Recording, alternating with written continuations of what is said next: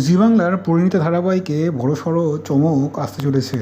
মূলত এই ধারাবাহিকে রায়ান ও পারুলের সম্পর্কে টানাপোড়েন, ভালোবাসা এবং একের পর এক পারিবারিক সমস্যাকে ঘিরেই শুরু থেকেই দর্শকের নজর কেড়েছে এই ধারাবাহিক। সম্প্রতি গল্পে বেশ কিছু নেতিবাচক চরিত্রের আচরণে পরিবর্তন আসায় অনেকেই মনে করেছিলেন হয়তো এবার ধীরে ধীরে শেষের পথে এগোচ্ছে এই ধারাবাহিক। তবে সেই সম্ভাবনায় জল ঢেলে নতুন এক চরিত্রের আগমন ঘটতে চলেছে এই ধারাবাহিকে।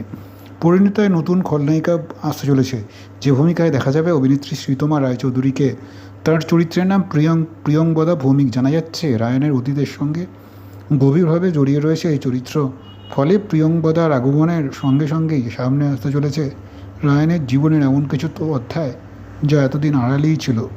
রায়ান কেন এতদিন পারুলের কাছে নিজের মনের কথা স্পষ্ট করে বলতে পারেনি, সেই প্রশ্নের উত্তরও মিলতে পারে এই নতুন ট্র্যাকেই। প্রিয়ংবদার সঙ্গে রায়ানের অতীতের সম্পর্ক ঠিক কী, এবং সেই পুরনো ইতিহাস বর্তমানে তাদের জীবনে কী প্রভাব ফেলবে তা নিয়ে তৈরি হচ্ছে নতুন রহস্য।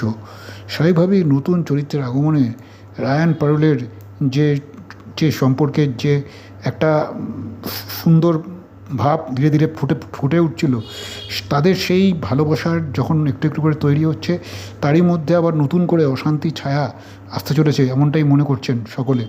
শুধু প্রিয়ংবদাই নয়, সংযুক্তা ও সিঞ্জিনের উপস্থিতিও এখনও রয়েছে।